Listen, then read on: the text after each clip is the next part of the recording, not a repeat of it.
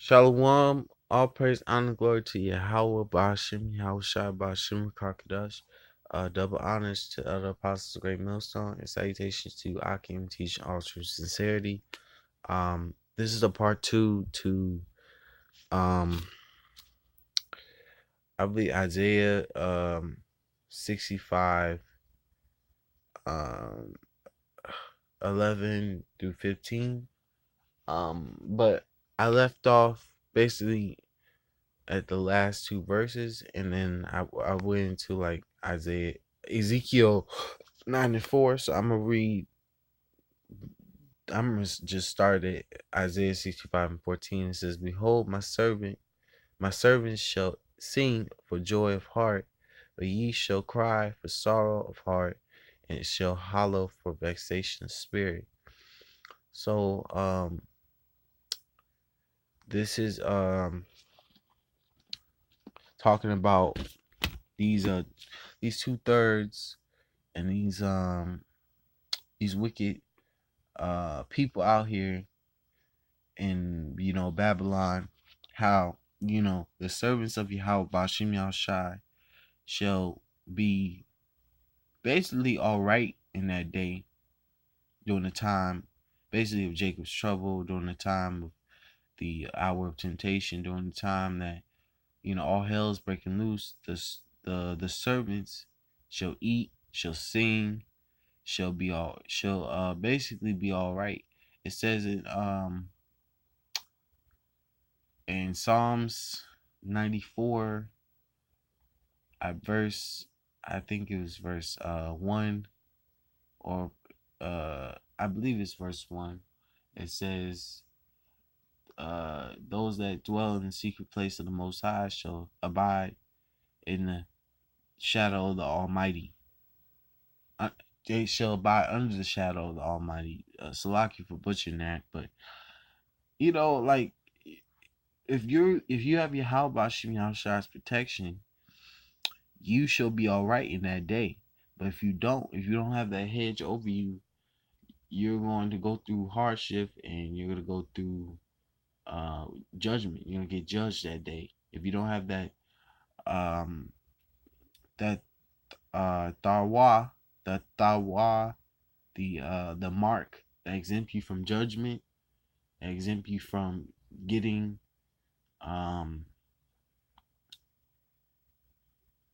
yeah, if you don't have that exemption from judgment mark, you're going to go through Jacob's trouble. You're gonna go through being you're gonna go through um that ultimate judgment. You're gonna go through that missile fire, the ICBM nuclear missile fire, when they drop those missiles on America, which is gonna happen. You're gonna go through that. Um, I'm gonna read Isaiah 65 and 15, and ye shall leave your name for a curse unto my chosen, for Yahweh power shall slay thee, and call his servants by another name. So when I read this, I thought of Ezekiel 9 and 4, which talks about the Tawa, which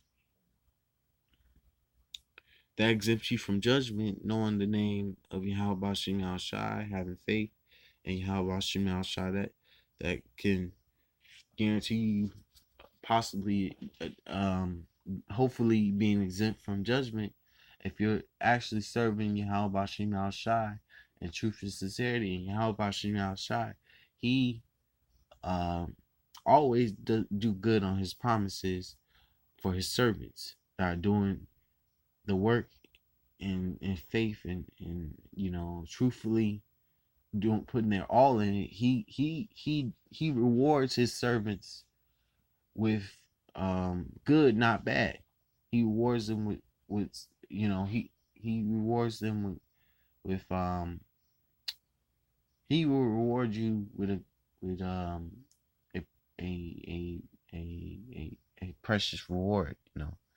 um But the Most High is balanced. He does work on both sides. So um he does work on both sides. So the Most High, he works both sides, good and evil. So you know, Most High is not all, you know, what's the word when they think of Yahweh Shai? They think he's coming back all with, hugs and kisses, but he's not coming back that way. The Most High is a man of war. He does things uh strategic strategic strategically, and he does it does it. He thinks about it before he does it, so he knows exactly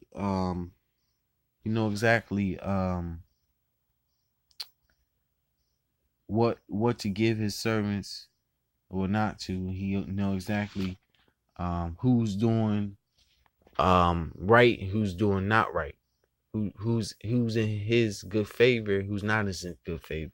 So the Most High will reward to his servants what they deserve, not what they want.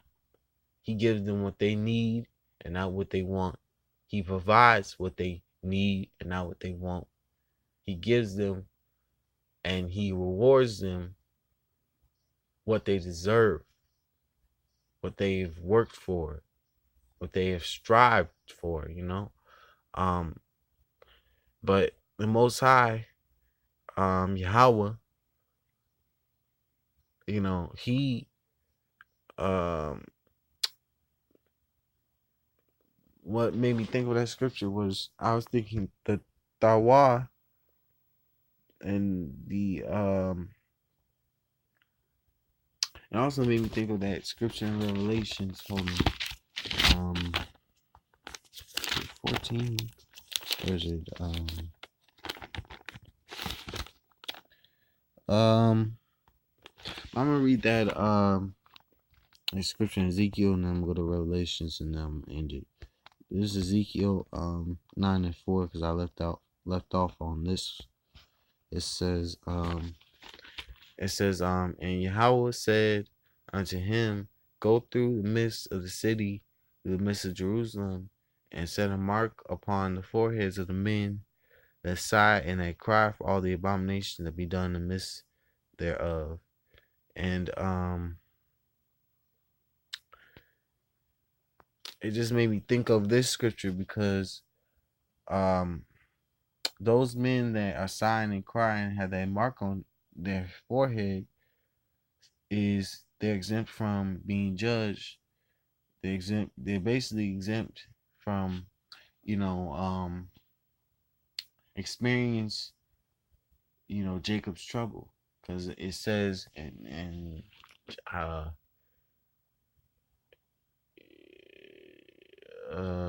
Jeremiah 30:7, it says,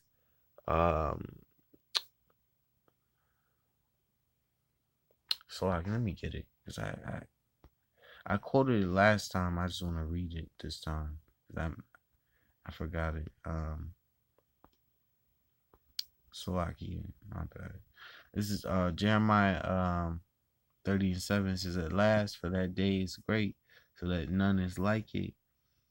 It is even the time of Jacob's trouble, but he shall be saved out of it. So that he that shall be saved out of it, or that one that be saved out of it, is the elect. He's a part of the elect. They're part of the elect. So the elect shall be saved out of it. That's a part of the elect. He that's a part of the elect shall be saved out of experiencing that Jacob's trouble. Experiencing, all that turmoil during that time.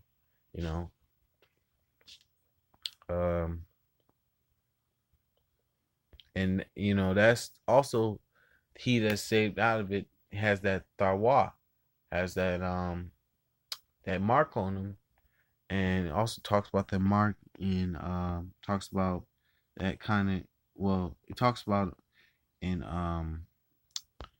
Revelations, talks about this is Revelations 14:1, it says, "And I looked, and lo, a lamb stood on the Mount Sion, and with him 144,000, having his father's name written in their foreheads. And I heard a voice from heaven as the voice of many waters, and the voice of a great thunder. And I heard the voice of harpers harping with their harps, and they sung a new song before the throne and before the four beasts. And the elders, no man could learn that song but the 144,000 which were redeemed from the earth." So that's one that talks about the elect singing, or the elect are singing this new song up before the throne, before the four beasts.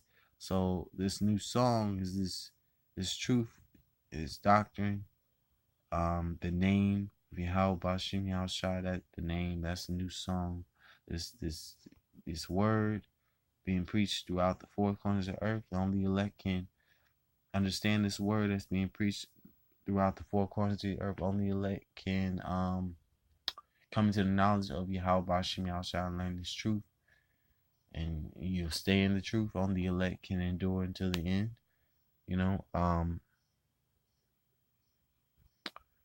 And I believe there's another one. It talks about, but anyway, I can't think of it right now. But my whole point was that these people out here, scoff against the prophets, scoff against the truth, scoff against these words in this book. But the words in this book are going to come true. They're going to manifest. The prophecies are basically, are going to come in even faster. And soon there's going to be thousands of people on the street corners. There's going to be thousands of Jakes coming to the prophets trying to get answers. And most of them are going to, catch up to the prophets before the famine of the word. But most of them are going to come up when the famine of the word is in effect. More physically, because now it's in effect now, to the point where Esau's messing with brothers' channels, but and them conscious Jakes messing with brothers' channels too.